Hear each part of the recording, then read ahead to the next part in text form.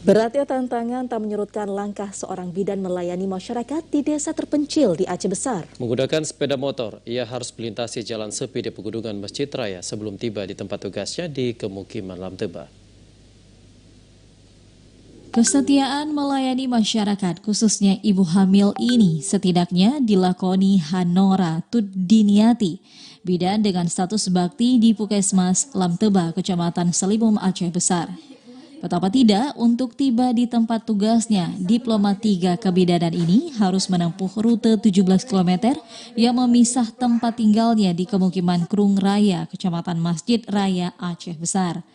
Meski seorang diri, anak pertama dari 5 bersaudara ini nekat melewati jalan sepi di pegunungan Selawah Agam menggunakan sepeda motor sport miliknya.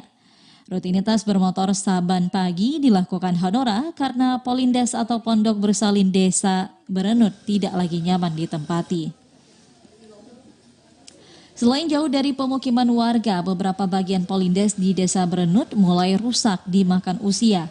Akibatnya, Hanora yang berstatus tenaga bakti tidak lagi menetap di desa meski keberadaannya saat ini dibutuhkan warga, khususnya ibu hamil. Kalau baktinya 10 tahun. Nah, kenapa kemudian tidak tinggal di tempat tugas?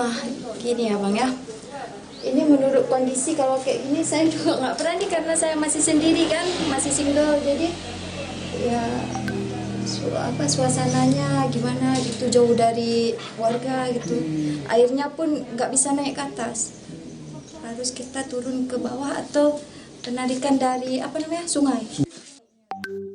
Meski tidak menetap, Hanora mengaku tetap berkunjung ke Desa Berenut untuk menjalankan tugasnya, khususnya saat kegiatan posyandu serta pemeriksaan ibu hamil.